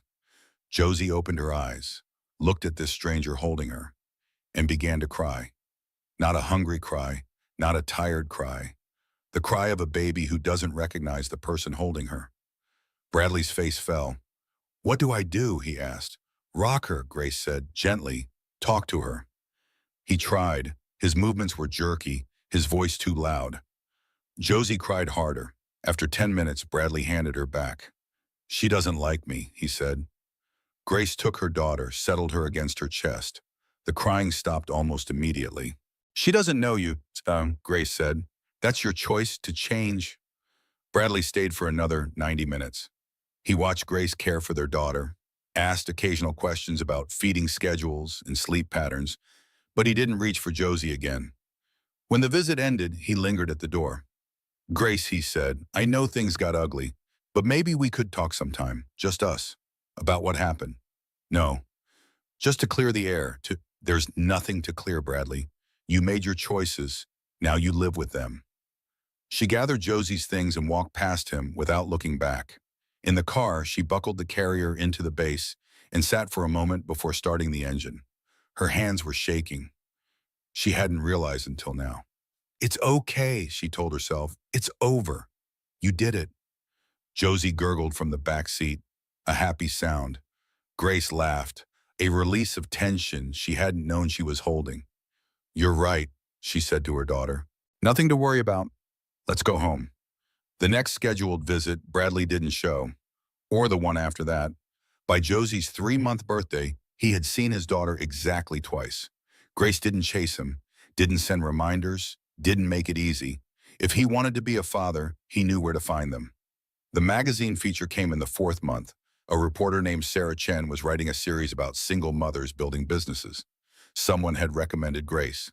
They met at a coffee shop near Grace's apartment. Josie slept in the carrier while they talked. Tell me about your design philosophy, Sarah said. Grace thought about the spaces she had created, soon the homes she had transformed. I believe homes should tell the truth, she said finally, about who lives there, about what matters to them. A lot of design is about impressing other people. I'm more interested in comfort, in authenticity. Sarah scribbled notes. And how has becoming a mother changed your work? It's clarified my priorities. I used to take on projects just because they were prestigious. Now I choose work that means something, spaces that help people heal, that give them safety when they need it most. The article ran 3 weeks later. The headline read, Single Mom Designer Creates Healing Spaces. New clients flooded in. Within a month, Grace had more work than she could handle alone. She hired an assistant first, a young woman named Maya who had just finished design school, eager and talented and willing to learn. Then a junior designer, a man named Robert who had been laid off from a corporate firm and wanted work that mattered. Then an office, a small space downtown with big windows and good light. The business grew and grew and grew. At Josie's 6-month birthday, Grace landed her biggest project yet. A children's hospital wanted to redesign their oncology wing. The current space was sterile and cold. They wanted something that felt like hope. Grace walked through the ward and saw children in hospital gowns, bald heads and tired eyes, parents sleeping in uncomfortable chairs. She thought about her own child, healthy and thriving at home. The luck of that, the terrible randomness. I can do this, she told the hospital administrator. I can create something that helps these kids fight. She spent 3 months on the project, every detail carefully considered. Soft colors that soothed without being babyish. Murals that told stories of adventure and courage. Furniture that accommodated parents who needed to stay. Lighting that mimicked natural sunshine, even on the darkest days. When it was finished, the head nurse cried, You understand, she said. You actually understand what these families need. Grace looked around the space she had created, thought about all the children who would pass through these rooms, the battles they would fight, the love that would surround them. I had a good teacher, she said. Life taught me what really matters. The Women's Shelter Project came next. A nonprofit downtown was expanding. They needed spaces where survivors could feel safe, where they could begin to heal from what they had escaped. Grace took the job for half her usual fee. She interviewed the shelter staff, learned about the women who came through their doors, the patterns of abuse, the long road to recovery. So many of their stories echoed her own.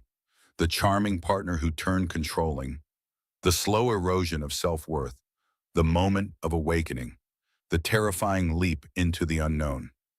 Grace designed bedrooms with locks that worked, common areas filled with light. A children's playroom where kids could just be kids. On the opening day, the shelter director gave a speech. This space was designed by someone who understands, she said. Someone who has walked this path. And she created something beautiful from her own painful experience. Grace stood in the back of the room, Josie on her hip, and tried not to cry. She had turned her worst experience into something that would help others. That felt like the truest kind of victory. One evening, about 9 months after the divorce was finalized, Grace was making dinner. Josie sat in her high chair, smashing banana pieces with obvious delight. The kitchen was warm and bright. Music played softly from the speaker on the counter. Grace was chopping vegetables for soup, carrots and celery and onions, the knife making rhythmic sounds against the cutting board. She caught her reflection in the window above the sink. The woman-looking sight was different from the one who had found that receipt almost 2 years ago. Her hair was longer now, her face less tired. She was wearing an old sweater and yoga pants, no makeup, vegetable bits on her sleeve, and she was smiling, really smiling. Not for anyone else, not because she had to, just because she was happy. Grace set down the knife, stood still for a moment, absorbing the realization. She was happy, despite everything, because of everything. She had built this life from nothing, from the ashes of her broken marriage, from the rubble of her shattered trust. And it was good. It was really, truly good. Josie babbled something from her high chair, a sound that might have been mama. She was starting to form words now, single syllables that meant the world. "Hi, baby," Grace said, turning from the window. "Mama's here." Josie grinned, banana in her hair, joy on her face. Grace crossed the kitchen and lifted her daughter from the chair, held her close, breathed in that baby smell that wouldn't last forever. "We did it," she whispered. "We really did it." The soup could wait. Right now, this was all that mattered. The morning of Josie's first birthday dawned clear and bright. Grace woke early before the sun was fully up. She lay in bed and listened to the sounds of her apartment coming to life. The refrigerator humming in the kitchen, a bird singing on the fire escape, the soft rustling from the nursery as Josie began to stir. 1 year, 365 days since she had held her newborn daughter for the first time, since she had whispered promises in the hospital darkness. Since she had begun this new chapter of her life, it seemed impossible that so much time had passed. And yet, when she thought about everything that had happened, it seemed impossible that it had only been a year. Grace got up and padded to the nursery. Josie was standing in her crib, holding onto the rails, bouncing with excitement. She had learned to pull herself up 2 weeks ago and hadn't stopped since. "Good morning, birthday girl," Grace said. Josie squealed. Her whole face lit up at the sight of her mother. Defam, she said, the words she had mastered, the words she used for everything. Grace lifted her daughter and held her close, breathed in the smell of baby shampoo and sleep. 1 year old today, she said. "Can you believe it? You're 1 whole year old." Josie grabbed a fistful of Grace's hair and tugged. Her answer to everything. The party was scheduled for 3 o'clock. That gave Grace 6 hours to prepare. Eleanor arrived at 10 with grocery bags overflowing. "I got everything on the list," she said, "plus some things that weren't on the list, because I'm your mother and I know best." Grace laughed. "What did you add?" "Another cake. A backup. Just in case." "Just in case what?" Eleanor raised an eyebrow. "Have you ever baked a birthday cake before?" "No." "Then trust me, you need a backup." They spent the morning cooking and decorating. Grace had decided to make everything herself. No caterers, no party planners, just her own hands creating something for her daughter. The cake was the biggest challenge. A simple vanilla with buttercream frosting. She had watched 3 videos and read 2 recipes and still wasn't sure she could do it. "The trick is patience," Eleanor said, watching her daughter cream butter and sugar. "Most people rush. You can't rush a good cake." Grace beat the batter until her arm ached, poured it into the pan, and slid it into the oven. Watched through the glass as it slowly began to rise. While the cake baked, they decorated the apartment. Paper streamers in pink and gold. Balloons clustered in corners. A handmade banner that spelled out "Happy Birthday, Josie" in uneven letters. Grace had cut each letter herself. It had taken 3 hours. But the imperfection was part of the point. This party wasn't about impressive perfection. It was about love made visible. The guests began arriving at 3. Vivian came first with her 2 children in tow. Marcus was 5. Lily was 3. They immediately began chasing each other around the apartment. I brought wine, Vivian said, handing over a bottle. For after, when we've survived. That bad? Birthday parties are chaos. Beautiful, exhausting chaos. New friends from the Mommy group arrived next. Women Grace had met in a support circle for single mothers. They had become like sisters over the past year. Sandra, who was raising 3 kids while finishing her nursing degree. Maria, who had escaped a situation similar to Grace's. Denise, whose husband had died in an accident, leaving her with newborn twins. Each of them had found strength in the group, in the shared understanding, in the late-night texts, in the coffee dates, and the constant reminder that they were not alone. Look at this place, Sandra said, admiring the decorations. You did all this yourself? Mom helped. Still, it's beautiful. Clients came too, the ones who had become friends, the hospital administrator who had cried at the oncology wing reveal, the shelter director who had given that speech, a handful of others who had hired Grace for design work and stayed for connection. The apartment filled with voices and laughter. Josie was passed from arms to arms, soaking up the attention. She was a social baby, had been from the start. She smiled at everyone, reached for everyone, made everyone feel special. Just like her mother used to do, Grace thought, before life taught her to be more careful. At 3:45, Charlie arrived. Bradley's sister stood in the doorway, looking uncertain. She held a gift wrapped in pink paper. Her expression was hesitant. Is this okay? She asked. I wasn't sure if I should come. Grace stepped forward and hugged her. You're always welcome. Your family. The good kind. Charlie's eyes glistened. Thank you. I wasn't sure.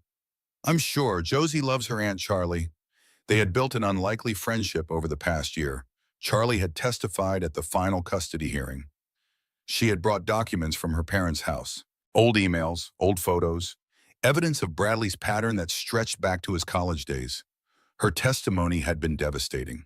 For her brother, for her family relationships, for the fragile peace she had maintained for years. But she had done it anyway. Some things matter more than bloodlines, she had told Grace afterward. Truth matters. Doing the right thing matters. Now Charlie sat on the floor with Josie, letting the baby tug at her earrings and babble nonsense syllables. She's gotten so big, Charlie said. Last time I saw her, she couldn't even sit up. They change fast at this age. Every week something new. She has your eyes, your smile too. Grace watched her daughter with her aunt, 2 people connected by blood and by choice. Thank you for being here, she said. Thank you for letting me. At 4 o'clock, Grace brought out the cake. It was lopsided, definitely lopsided. One side rose higher than the other, giving it a rakish tilt. The frosting was uneven. Some spots thick, others thin. The decorations she had attempted were more abstract than intended. But on top, a single candle burned. Everyone gathered around. Josie sat in her high chair, eyes wide at the flames. Ready? Grace asked. Josie slapped the tray of her high chair, her answer to everything. They sang happy birthday, badly, beautifully, all together.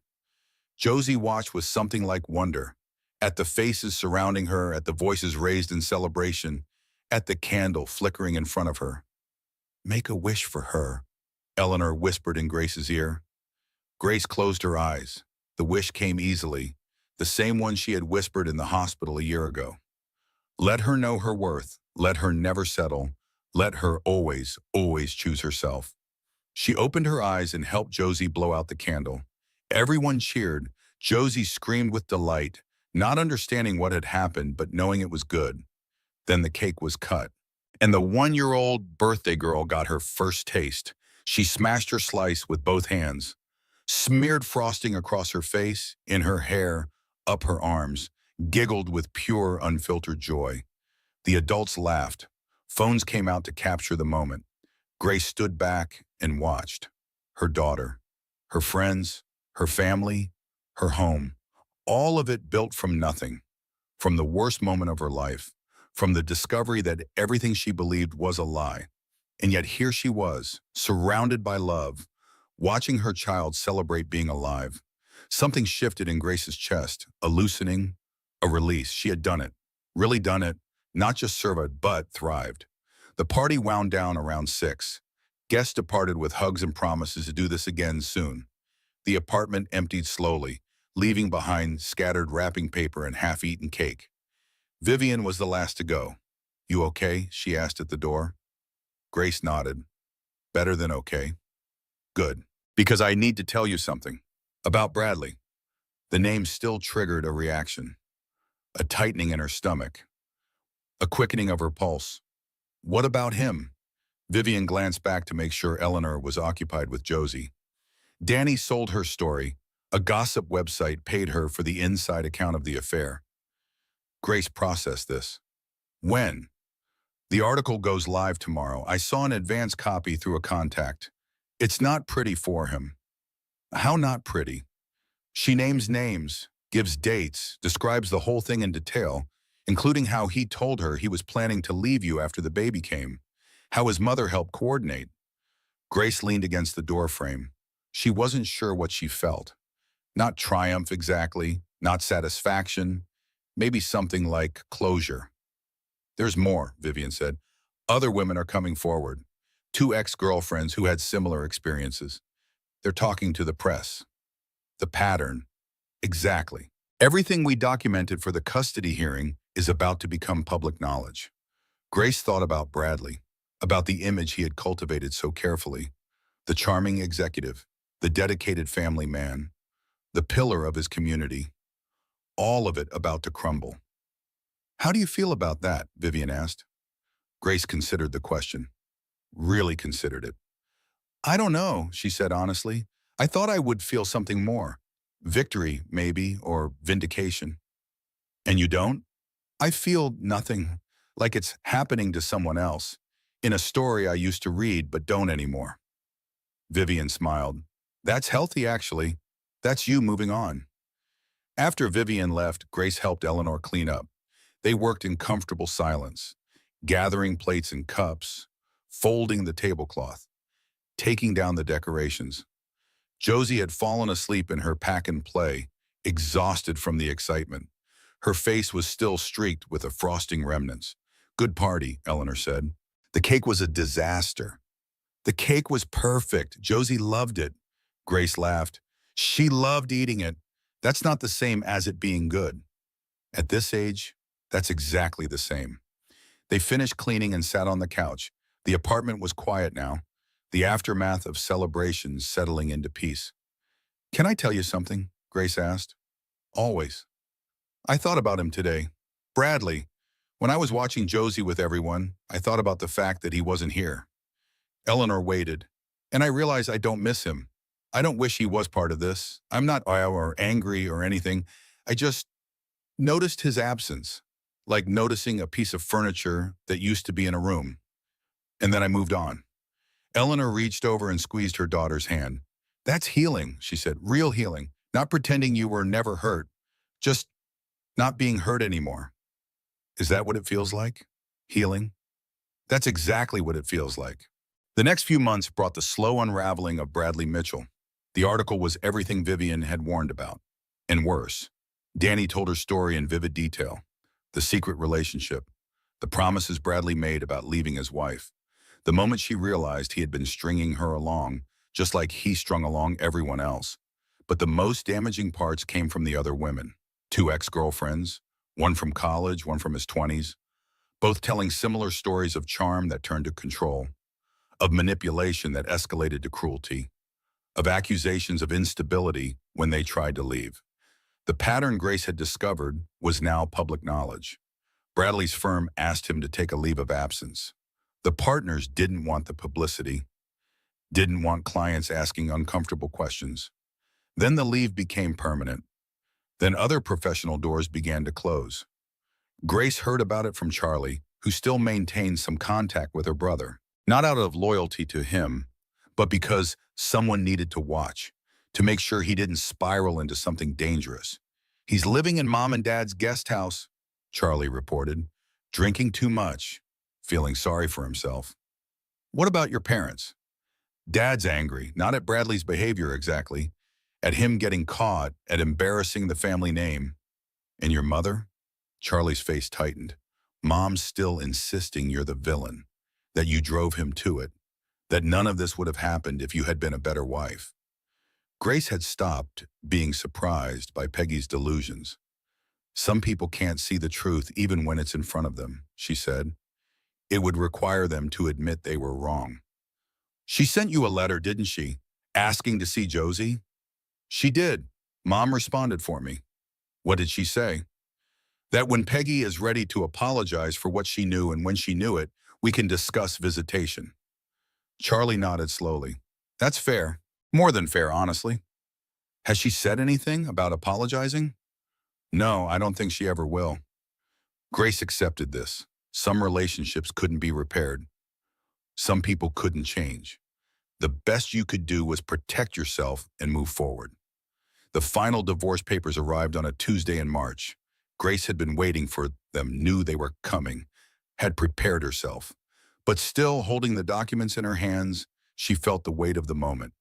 3 years of marriage, a pregnancy, a birth, a legal battle, a complete reconstruction of her life, all of it ending with her signature on a piece of paper.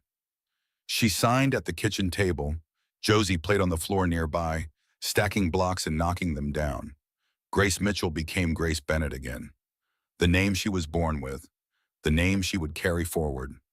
She put down the pen and looked at her daughter. It's done, she said. Mama's officially free. Josie knocked down her tower and laughed. Grace laughed too. What else could you do? Life was ridiculous and painful and beautiful.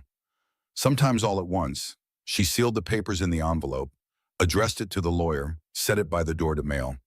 Then she got down on the floor and helped Josie rebuild her tower. Some things deserve celebrating. Others just deserved letting go. This was the second kind. Spring turned to summer, summer to fall, fall to winter. Grace's business continued to grow. She opened a second office, hired more designers, took on projects that challenged her and projects that fulfilled her. A community center in her old neighborhood, a rehabilitation facility for recovering addicts, a school library that transformed a forgotten corner into a gateway to imagination. Each project meant something. Each space told a story of hope. The awards started coming. Design magazine features, industry recognition, invitations to speak at conferences. Grace accepted some, declined others. Fame wasn't the goal, impact was. Josie grew alongside the business. She learned to walk, then run, to talk in full sentences, to express opinions and preferences, and the occasional tantrum. She started preschool at 2.5. Grace cried the whole first day. It's 3 hours, Eleanor said gently. She'll be fine. I know, I'm not worried about her. Then what? Grace wiped her eyes. It's just happening so fast. She was a baby 5 minutes ago. Now she's a person with her own life. That's what children do. They become people. Grace picked Josie up at noon. Her daughter ran across the classroom and threw herself into her mother's arms. Mama, I painted a picture. You did? Can I see? Josie showed her a swirl of colors, purple and orange and green, no recognizable shapes. It's beautiful, Grace said. What is it? It's us, Josie said. You and me. Grace held the painting like it was priceless. Because it was. She dated occasionally, a coffee here, a dinner there. Nice men, interesting men, men who seemed genuinely kind, but nothing stuck. She wasn't looking for it to stick. Wasn't ready. Wasn't sure she would ever be. And that was okay. Grace had learned that she didn't need a partner to be complete, didn't need romance to be fulfilled. The love in her life was abundant without it. Maybe someday, maybe never. Either way, she would be fine. On the second anniversary of the day she found that receipt, Grace sat in her office after hours. The building was quiet. Her staff had gone home. Only the hum of the air conditioning and the distant sound of traffic from the street below. She was working on plans for a new project, a home for a family recovering from loss. They wanted a space that honored their grief while making room for joy. It was the kind of work she loved best, complex and meaningful and deeply personal. But tonight her mind wandered. 2 years. 2 years since her world collapsed. Since she discovered the lies. Since she began planning her escape. 2 years since she transformed from a trusting wife into whatever she was now. What was she now? She thought about it. Really thought. A mother, a business owner, a daughter, a friend, a survivor, a thriver, a woman who had been broken and remade herself stronger, someone who had learned the hardest lessons and emerged with wisdom she never wanted, someone who was finally, genuinely at peace. Grace saved her work and shut down the computer, gathered her bag and coat, turned off the lights. The office was dark except for the city glow through the windows. She paused at the door. "Thank you," she said quietly. To the universe, to herself, to whatever force had guided her through. Then she went home to her daughter. The night before Josie's second birthday, Grace sat in the rocking chair in her daughter's room. Josie was asleep in her toddler bed. The crib was long gone. Everything was changing so fast. The room was different now, too. Josie had opinions about decoration. The walls were covered with her artwork. Stuffed animals crowded every surface. A small bookshelf held the picture books they read together every night. Grace rocked slowly in the familiar chair, the same one from the first apartment, from the nursery she had created while planning her escape. She thought about all the nights she had spent in this chair, nursing a newborn, comforting a teething baby, reading to a curious toddler. This chair had held all of it, every stage, every milestone, every ordinary moment that became extraordinary in memory. Grace looked at her sleeping daughter. Josie's face was relaxed in sleep, her dark hair spread across the pillow, her small hands clutching her favorite stuffed rabbit. She looked like Grace. Everyone said so. The same eyes, the same smile, the same stubborn set of the jaw. But she was her own person too, with her own thoughts and feelings and future. A future Grace would help shape but couldn't control. "I'm going to tell you a story someday," Grace whispered, "about how you came into this world, about what was happening while you were growing inside me." The darkness settled around her words. "I'll tell you the truth, all of it, the hard parts and the hopeful parts, because you deserve to know where you come from." Josie shifted in her sleep. A small sound, then stillness. "But here's what I want you to understand, baby girl. The story of how you started is not the story of who you'll become. You get to write your own story, your own ending, your own happy ever after." Grace wiped her eyes. "I almost lost myself trying to be what someone else wanted. I almost forgot what I was worth. Don't ever do that. Don't ever let anyone make you small." She stood from the chair, crossed to the bed, leaned down and kissed her daughter's forehead. "You are fierce and loved and capable of anything. Remember that. Even when life gets hard, especially when life gets hard." Josie didn't stir. Grace watched her for another moment. Then she turned and walked to the door. Tomorrow would bring a party, cake and presents and chaos. Another year celebrated. But tonight, this was enough. This quiet moment, this sleeping child, this life she had built from nothing. Grace turned off the nightlight and closed the door softly. The apartment was peaceful around her. Her apartment, her home, her life. She walked to her bedroom, the bed that was hers alone, the space she had created exactly as she wanted it. Tomorrow would be full, but tonight, rest. Grace climbed into bed and pulled the covers up. She thought about the woman who had stood in that bathroom 2 years ago, holding a receipt that changed everything. That woman had been terrified, shattered, uncertain if she could survive what was coming. She had survived. She had more than survived. Grace closed her eyes. She didn't dream of Bradley anymore. Hadn't for a long time. Tonight she dreamed of open doors, of wide horizons, of her daughter running through fields of wildflowers. Dreams of the future, not the past. When morning came, Grace woke with the sun. She lay still for a moment, letting the day arrive gently. Another birthday, another year, another chance to build something beautiful. She got up and went to start the celebration. In the kitchen, she made coffee, set out the ingredients for birthday pancakes, put on music that Josie loved. The apartment filled with warmth and sound in anticipation. Soon Eleanor would arrive, then the friends, then the chaos of celebration. But for now, this moment was hers. Grace stood at the window with her coffee. Watch the city wake up below. She thought about all the lives being lived down there, all the stories unfolding, all the people fighting their own battles, building their own futures. She was one of them now, not special, not remarkable, just a woman doing her best. And somehow, that was everything. The bedroom door opened behind her. "Mama," Josie's sleepy voice called out. "Is it my birthday?" Grace set down her coffee and turned with opened arms. "It is, baby girl. Happy birthday." Josie ran across the apartment and threw herself into her mother's embrace. Grace held her tight. This small person who had changed everything, who had given her a reason to fight when fighting seemed impossible. "I love you, Mama," Josie said. "I love you too, sweet girl. More than anything in the whole world."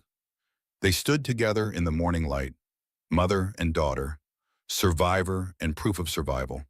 Whatever came next, they would face it together. That had always been true. That would always be enough. And that's where Grace's story ends. Not with revenge, not with bitterness, but with peace, with a daughter who knows she is loved, with a life built on truth instead of lies. If this story touched your heart, if you found yourself cheering for Grace, if you felt that moment of recognition, I'd love to hear from you. Drop a comment below. Tell me what part hit you the hardest. Share this with someone who needs to hear that starting over is possible. And if you haven't already, hit that subscribe button.